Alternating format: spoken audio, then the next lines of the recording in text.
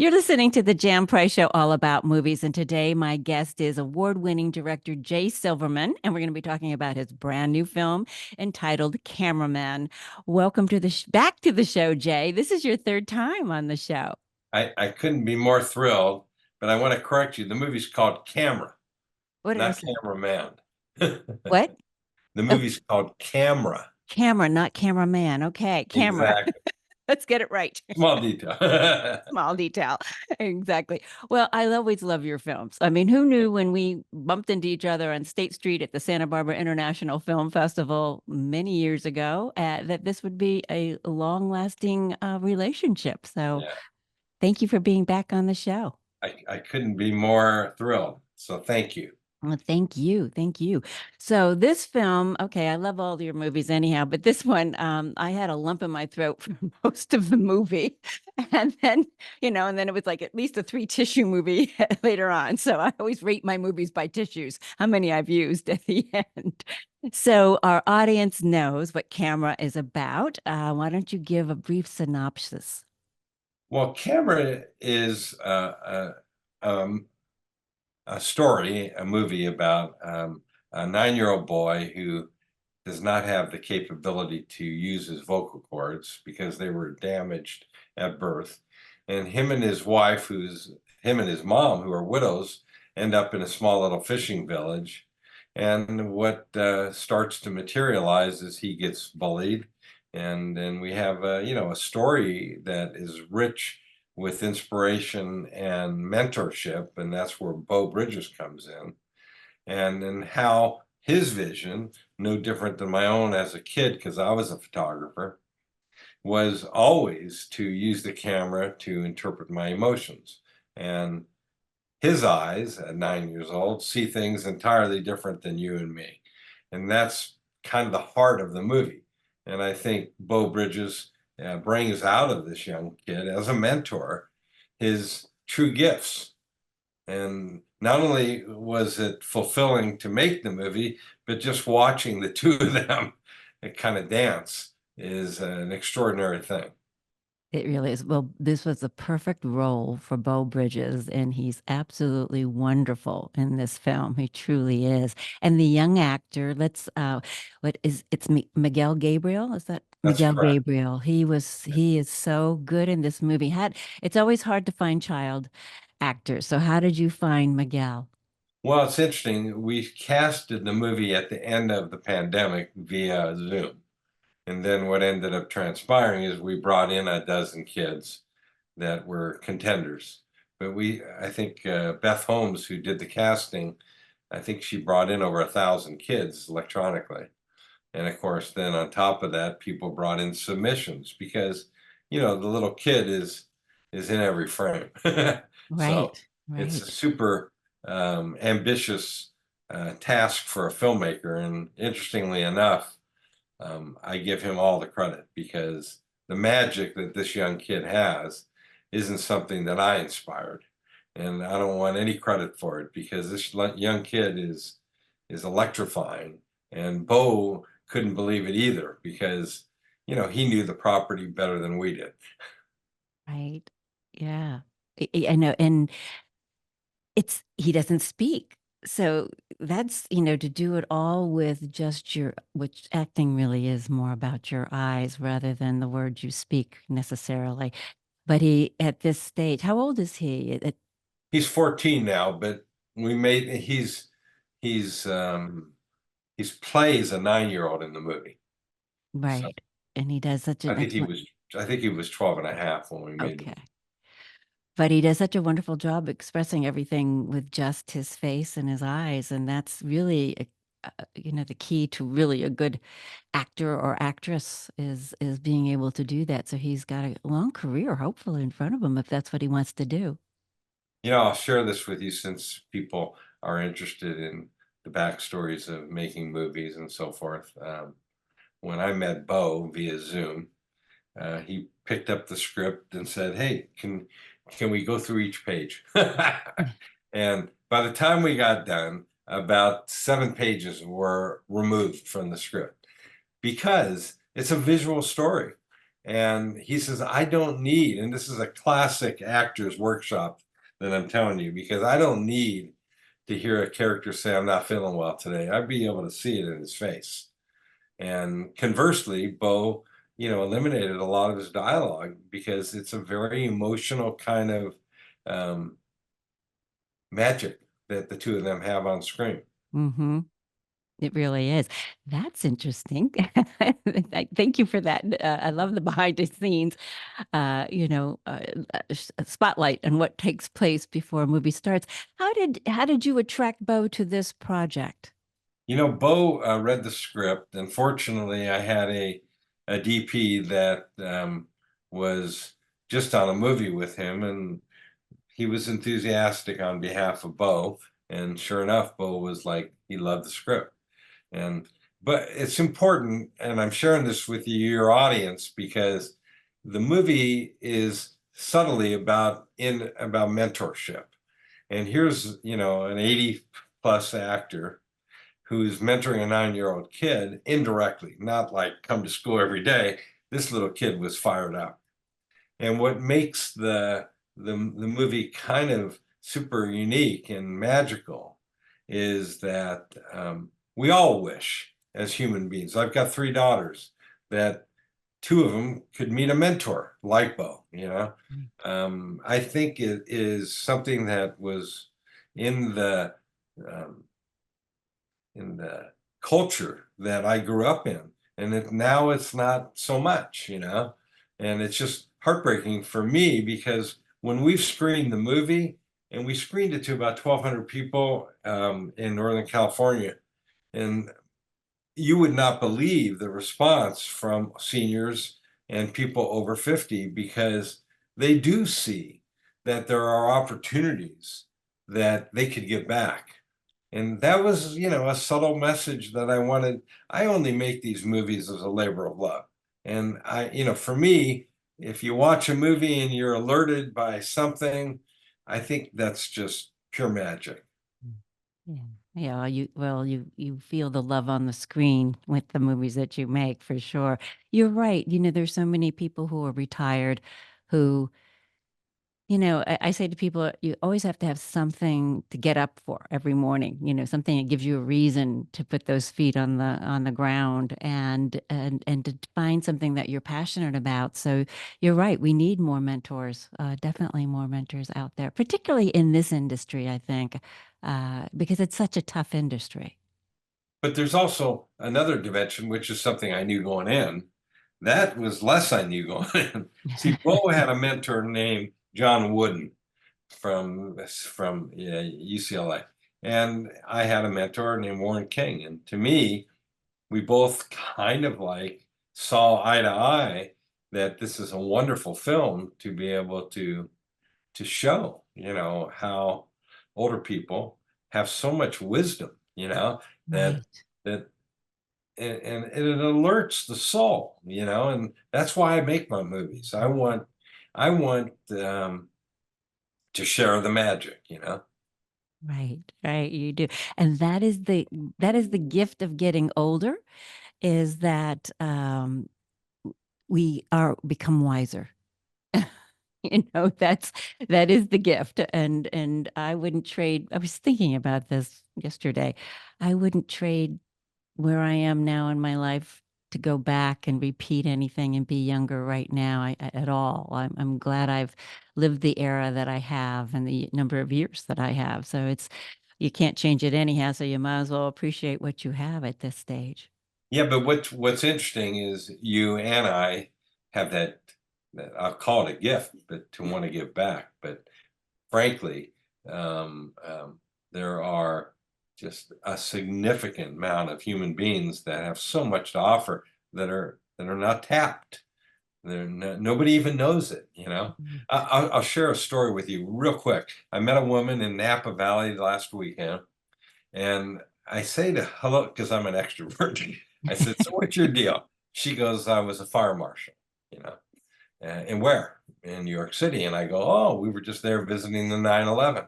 By the time I got done talking to her, I wanted to make a movie about her because what she did for 9/11 for 20 years manifested itself into a nervous breakdown, manifested itself into, levels of emotional challenges, with the deceased body parts being, uh, you know, um, um, each time she told me that they discovered a fragment of a body, they'd have to call the family and exhume the body and add it to the coffin. And it's like, oh my God, I never knew a person like this even existed. And Mhm. that's what I love. You understand what I'm saying? Right. Yeah. And she was, excited that I was inspired by her journey. That is amazing. That's a good film to make, I think. There's been so many other things about 9/11, but I think that's one that I would never heard be that. great. Yeah, Yeah, would be great. Yeah, I've never heard that story either. So, so that's what I was going to ask you. So you talked about camera being like when you were younger, that the camera was a way that you expressed yourself when you were younger. So even though are you did you write you didn't write this script, correct? Did it well, come to the you the or writer the writer named Jamie Murphy wrote us a magnificent draft. His story, his idea, is from Ireland, and unfortunately, it is. We would have loved to shoot it in Ireland, but it's just not Mm, affordable to make an independent movie, right. especially there. You wouldn't think about it, but it's complex. And I have to share with you, he stuck on board and collaborated with Joe Gamache and Bethany Sorona, who worked for me full time. And we we we took a lot of life experiences that I had as a photographer, as a young person, and there's a lot of my family in that movie. The ailment that the kid suffers from is identical to the ailment that my youngest daughter had when she was born. She was less than 2 pounds, and they ended up damaging her vocal cords when they incubated her. And they did it so many times that scar tissue actually now prevents her from speaking like you and I do. She speaks with a really significant rasp. But what's inspiring to me is despite that handicap, he is just an imaginative thinker. He wants to change the community, despite being bullied, despite being treated poorly by the community. And you don't learn that until close to the end of the movie. But what's so cool is that the camera becomes his communication tool. Exactly. Exactly. Now, I wanted to see where you filmed this. I always love to see where a movie's being filmed. And I was very surprised you shot it at Morro Bay, which is right up the road, and it looks beautiful. So how did that come about? Well, interestingly enough, when filmmaker, I just listened to a podcast this morning where the filmmaker was talking about scouting, and you get very ambitious, and we went to Canada, we went to Boston, and just looking for a perfect fishing village, and to think in our own backyard was one Yes. was was Perfect. just extraordinary. But just for the record, since we're talking full disclosure, the movie was established in Morro Bay, but the vast majority of the movie was shot at a back lot in Santa Clarita. Okay, not too We far. took an old western town and turned it into a fishing village. Well, it looks great. It does look great. It really does. What was the most difficult part of filming this, Jay? It's an interesting question because I was interviewed yesterday for a mentor podcast, and they asked me, what are the things that create obstacles, and what are the things that avoid obstacles? We had such a community on this movie, whether it started at Bo or started with me, or just everybody that worked on this movie wanted to be there. And that's the beginning of why I don't have any horror stories. Sure, we got flooded and rained. Sure, we had weather problems. But generally speaking, this is my fourth movie. And, I'm proud that my team, which is the same team I've had on all my movies, anticipates the kinds of things you want to try to avoid at all costs.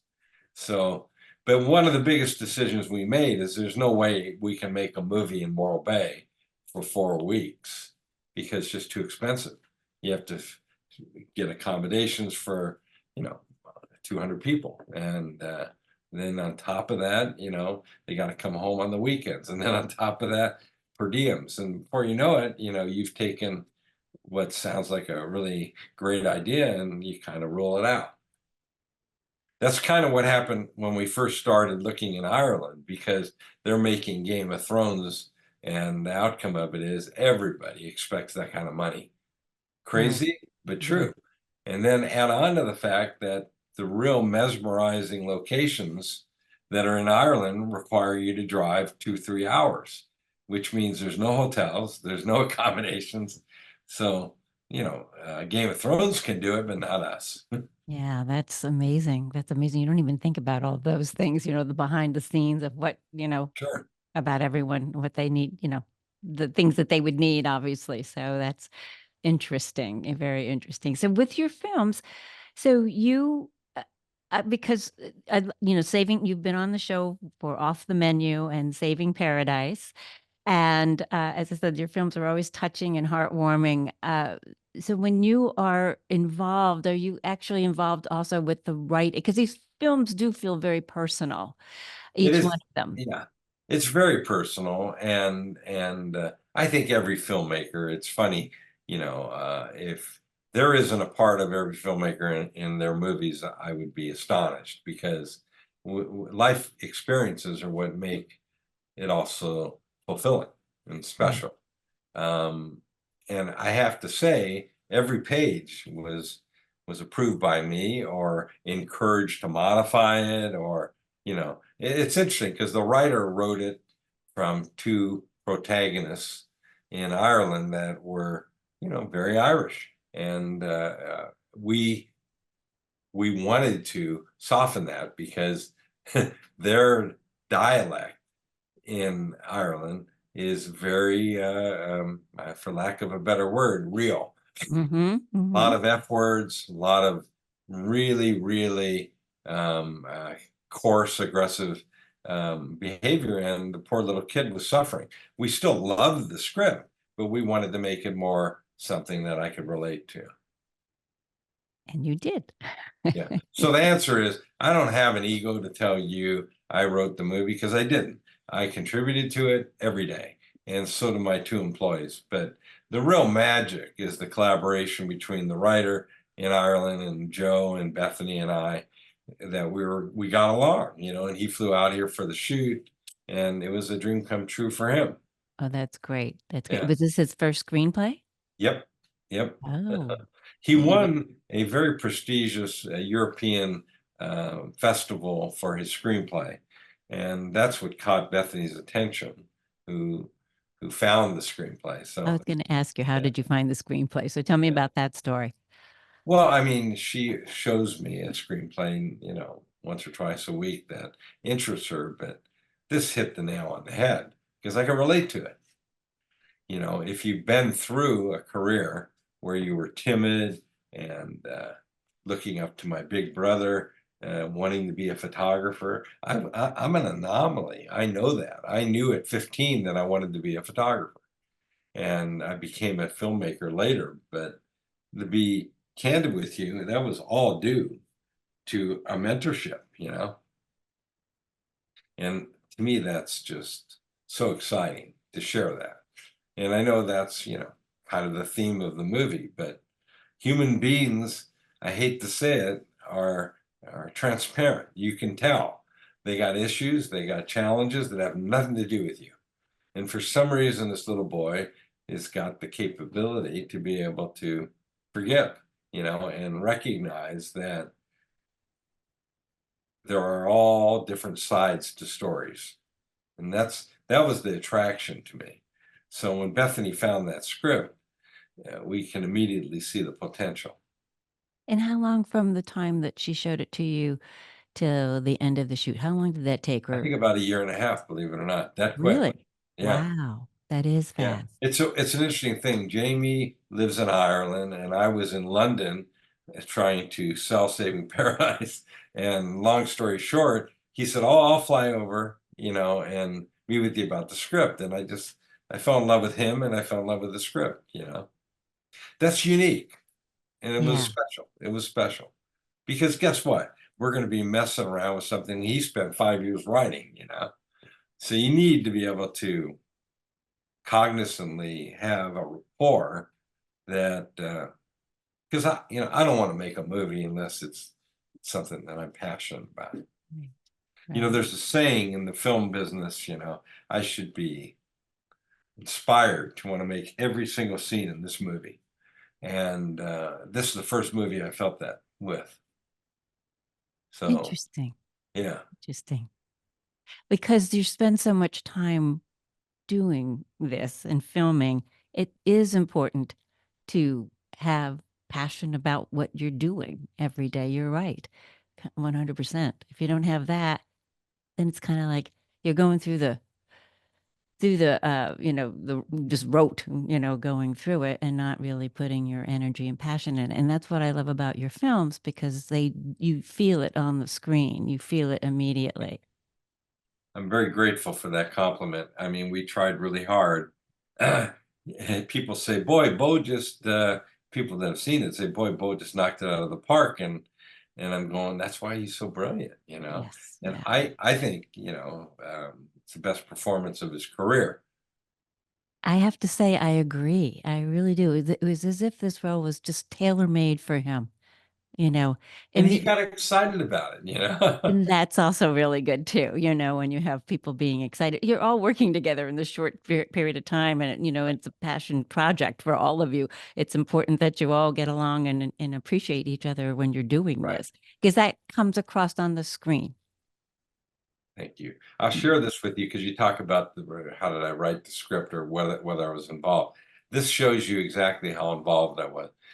We did a Zoom call where I introduced Bo to Miguel, and on Zoom it's kind of hard. And then Right. he leans close and he holds up a little rock, and he says, "This is called a Jasper stone." And he's talking to Miguel. He says, "I'm bringing this home from Hawaii to give you." And he says, "There's majestic powers to this rock."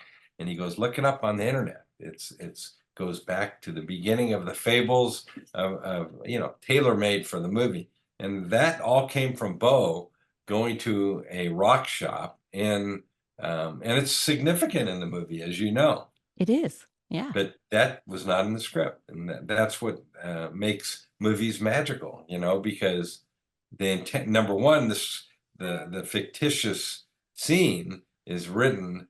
I'm talking about where the movie takes place is in a place called Jasper, and the fact that he went to Hawaii and found a Jasper rock, I just thought, wow, that's really cool. Maybe that'll be something you can find on the beach, and he just totally embraced it.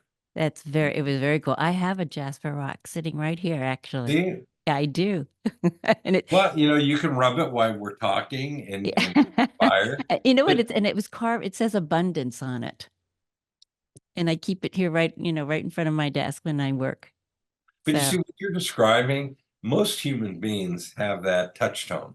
They just don't talk about it. You understand? I'm right, saying most because I do believe that's why we keep junk around your home or your desk or what have you, because there's symbolism to it. right. And to me, it's like metaphoric, and that's every filmmaker loves metaphors. And it was again, yeah, I didn't that's now hearing that story, how he found the rock, a Jasper, and this is Jasper. It's just, serendipity and beautiful. Exactly. But it was his idea to put the rock under the kid's glove. He says, "Keep it in a safe place."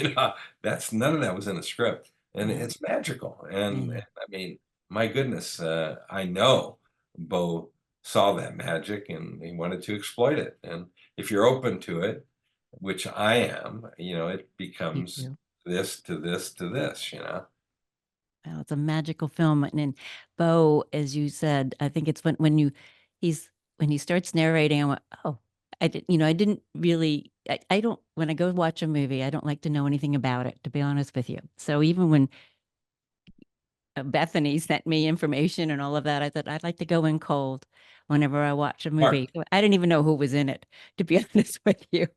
And then immediately, hearing his narration at the beginning of the film, I said, "Oh, that's Beau Bridges." He's got a So very, he's got, it's funny. I just watched a very famous Anthony Hopkins movie that just came out, and his voice is so distinctive. And Bo is, I mean, every book on tape that I've read, I would love to have him narrate it, yes, because it's just so deeply personal. yes, it really is. Where can people see Camera, Jay? Camera is going to be released on July 23rd, and it will be available on Amazon and Apple. And, these days, independent films become streaming devices. But what hopefully we encourage people to do is pass it on and share it, because the message is, really fulfilling. Yeah, we need more movies like this. I mean, people want more uplifting kinds of films. I think there's so much going on in our world that don't like to do all the anything that may be angry or anything around that anymore. I think we have enough of it. So this film is very heartwarming. It's a beautiful film. The whole family can watch it.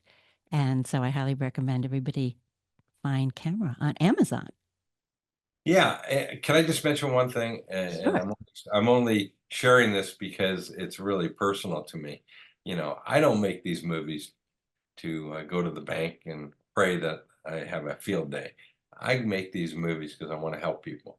And I really, really genuinely believe that what Bo and this child impart to an audience is something so special, because, what you just said is what so many people said as they were walking out of the screening. Why don't we have more movies like this? I hate to say it, but this is a real genuine problem. And this is not a faith-based movie. This is not a movie that's designed to make good religious people of people. It's just the kindness of humanity displayed in a way that I think motivates people to kind of step back and go, man, because I'll share this with you. My nephew, who is only 6 years old, was at the cast screening, and he was crying. And we went over to him. I go, "Are you okay?" And he goes, "Oh, that's he's got a Latin grandfather who essentially is essentially his father figure." And when you see a story like this manifest itself, he not only related to it, but he was inspired. So Yeah. much so that he broke up two bullies the following week, which I thought Wow. was really Wow. curious. Yeah, For a that's 6-year-old? amazing. Wow. Jay, I can't wait to have you back on the show with your next film. Well, my So, next one's gonna be very exciting, so we'll talk. I look good. forward. Well, thank you so much. It's always a pleasure having you on the show. Always, always, always. And I wish you much success with Camera, and everyone really, seriously, this is a wonderful film. And sit down with your whole family and watch it. I think everybody will be wonderfully inspired by it. So thank you so much. Dan, you made my day. Thank you. Well, you made mine too. Thank you. I look forward to seeing you again soon. Definitely. Let me know when you Okay. come to Santa Barbara again. All right. You got it. Thank you so much. You Bye-bye. thank you. Bye.